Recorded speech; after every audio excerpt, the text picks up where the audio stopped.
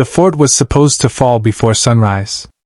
Every officer inside had already been shot, the walls were burning, and more than 60 outlaws circled the desert stronghold like wolves around dying prey.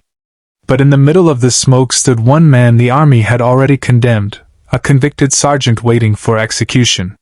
His name was Caleb Mercer. The same soldiers who once called him a hero now called him a murderer.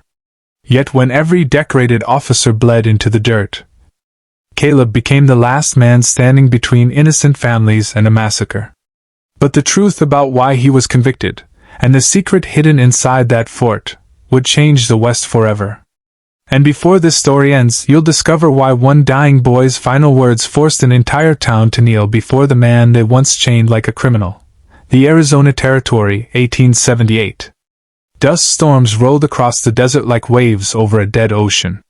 The sun burned mercilessly above the canyonlands, and somewhere beyond the empty plains stood Fort Redemption, a crumbling military outpost forgotten by Washington and hated by nearly every outlaw in the territory. The fort was commanded by Colonel Henry Wallace, a proud officer who believed discipline mattered more than mercy. Under his command were barely 40 soldiers, most young, frightened, and untested. But locked inside a small wooden jail cell beneath the fort sat Sergeant Caleb Mercer. Chains wrapped around his wrists. A faded Union medal still hung around his neck. And tomorrow morning, he was supposed to die. The guards avoided looking at him directly. Some feared him. Others pitied him. A few still respected him. Because everyone in the territory knew the story. 3 months earlier, Caleb Mercer had been accused of murdering Captain Elias Turner during a supply escort through Blackstone Canyon. Turner had been found with a bullet in his chest, and Caleb had been discovered nearby holding the revolver. No witnesses survived. The court-martial lasted only 2 days. The army needed someone to blame. So they blamed the sergeant. But there were whispers. Whispers that Caleb had once saved entire platoons during the Civil War. Whispers that he'd carried wounded men across burning fields. Whispers that Captain Turner had uncovered corruption involving land thieves, railroad money, and powerful men in the territory. Whispers the army buried. That evening, thunder growled beyond the desert mountains. A frightened young private named Tommy Reed approached Caleb's cell carrying food. Tommy couldn't have been older than 17. "You really kill him?" the boy asked quietly. Caleb looked up slowly. His eyes were tired but calm. "No." Tommy hesitated. "Then why didn't you fight harder at trial?" Caleb stared through the bars toward the darkening sky.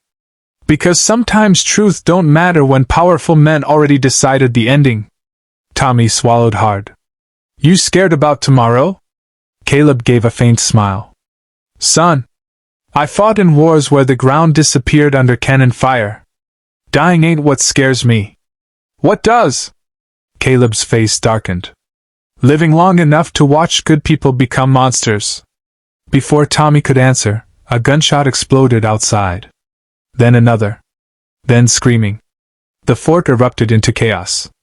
Men shouted from the towers. "Horses incoming! Raiders! Get to the walls!" Tommy dropped the food tray. Outside, dozens of riders burst through the dust storm like demons emerging from hell itself. Black bandanas covered their faces. Rifles flashed in the lightning. Leading them was Victor Crowe, the most feared outlaw in the territory. A former Confederate guerrilla turned merciless bandit king. Crowe had spent years robbing trains, slaughtering towns, and burning ranches. Rumor claimed he once nailed a sheriff alive to a church door.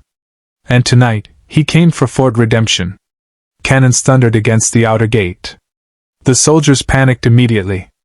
Many had never seen real combat before. Colonel Wallace barked orders while bullets ripped through the watchtowers. One officer fell from the wall with half his chest gone. Another soldier screamed as flames spread through the stables. Tommy stared through the chaos in terror. Then the impossible happened. A sniper's bullet smashed through the command tower window and struck Colonel Wallace directly in the throat. Blood sprayed across the wall. The colonel collapsed instantly. Panic spread like wildfire. Lieutenant Harris tried taking command, but seconds later a second bullet struck him between the eyes. Another officer died near the armory. Then another. Within minutes, every commanding officer in the fort was dead. The remaining soldiers froze in fear. No leadership. No plan. Only chaos. Outside the walls, Victor Crowe laughed as thunder shook the desert. "Open the gates," he roared, "and I might let some of you live." The young soldiers trembled. Some wanted surrender. Others prayed. Tommy ran toward the jail cell with shaking hands. "Sergeant!" he shouted desperately. "They're all dead!" Caleb stood slowly. Gunfire echoed above them. The fort was collapsing. Tommy's voice cracked. "What do we do?" For a moment Caleb said nothing. Then he stepped closer to the bars. "You still got the cell keys?" Tommy hesitated. The boy knew what this meant. Freeing a condemned prisoner was treason. But another explosion rocked the fort, followed by screams. Tommy's hands trembled violently as he unlocked the chains. Caleb rubbed his scarred wrists. Then he looked directly at the terrified young soldier. "How many civilians inside?" "Families too," Tommy whispered. "Women, children." Caleb closed his eyes briefly. When he opened them again, the exhaustion was gone. Only the soldier remained. "Then listen carefully," Caleb said. "Because if we fail tonight, nobody inside these walls sees another sunrise." The storm outside intensified.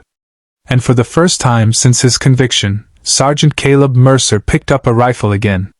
Not to save himself, but to save the people who once abandoned him. Rain slammed against the fort walls as smoke filled the night sky. The soldiers gathered inside the armory looked terrified. Most were barely old enough to shave. Their officers were dead, their ammunition low, and outside waited Victor Crowe's bloodthirsty gang. Then Caleb Mercer walked into the room, still wearing prisoner chains around one wrist. Silence filled the armory instantly. Some soldiers looked angry, others confused. One man spat on the floor. "He's a convicted killer." Caleb ignored him.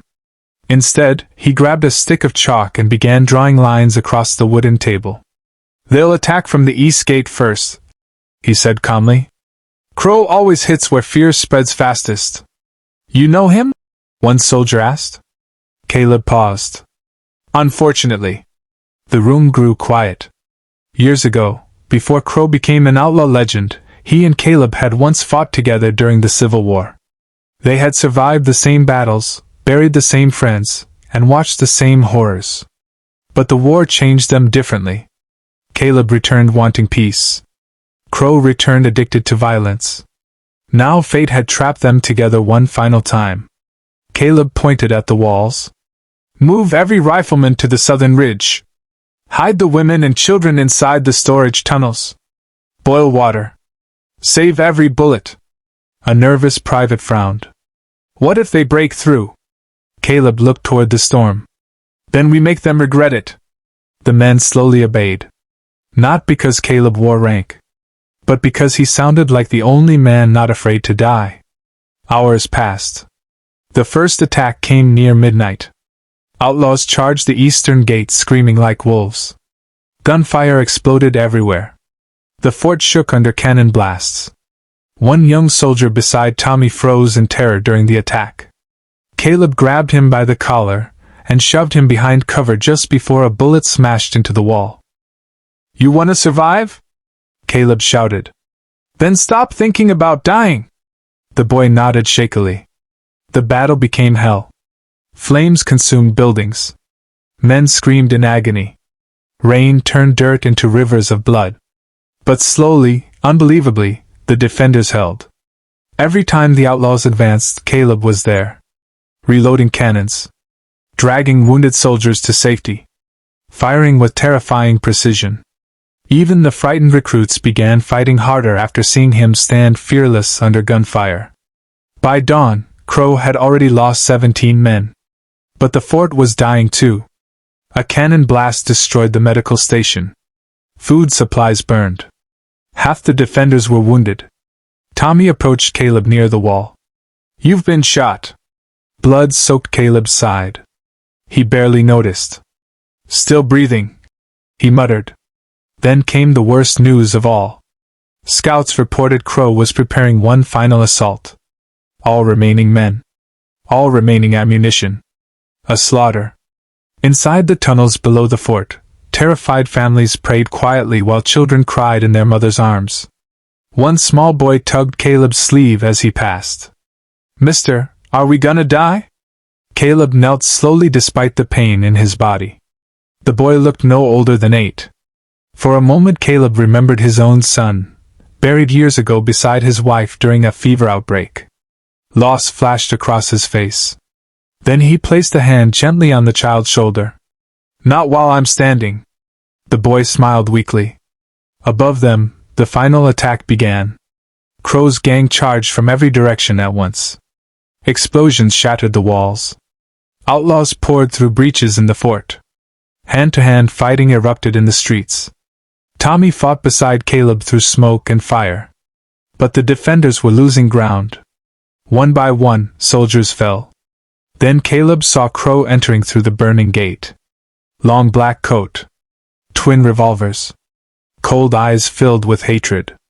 Crowe smiled when he spotted Caleb. "Well," Crowe called out. "Looks like the army finally put a murderer where he belongs." Caleb raised his rifle slowly. "You killed Turner." Crowe laughed. "Of course I did. He found out about the railroad money. Couldn't let him talk." Tommy overheard everything. Shock crossed his face. Crowe pointed his revolver at Caleb. "You should have joined me when you had the chance." Caleb's voice became ice. "I already saw what happens to men who enjoy killing." Gunfire exploded. The final duel began. Bullets ripped through smoke-covered streets. Crowe wounded Caleb in the shoulder. Caleb shattered Crowe's arm with a rifle shot. The outlaw leader screamed in fury before charging with a knife. The two men crashed violently into the mud. Fists. Blood. Rain. Years of hatred colliding in one brutal struggle. Crowe nearly stabbed Caleb through the throat. But Tommy suddenly appeared behind the outlaw and fired. Crowe staggered. Caleb seized the moment and drove Crowe backward into the burning gate. Flames swallowed the outlaw leader as the structure collapsed around him. The surviving raiders fled into the desert. The fort was saved.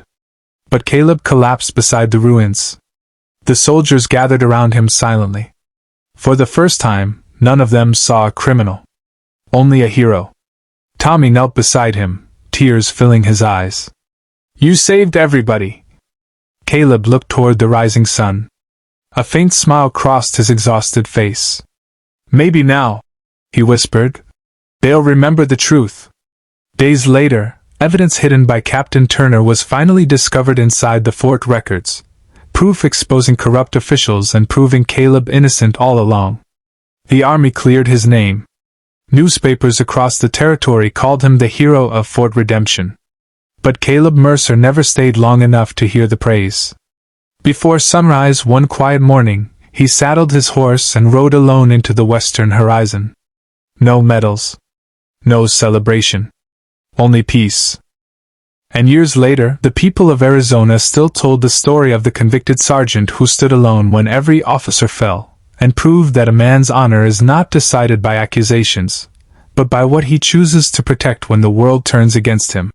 If today's story touched your heart, please like the video and subscribe to the channel. And remember, even a small act of kindness can change someone's entire life. Red Heart.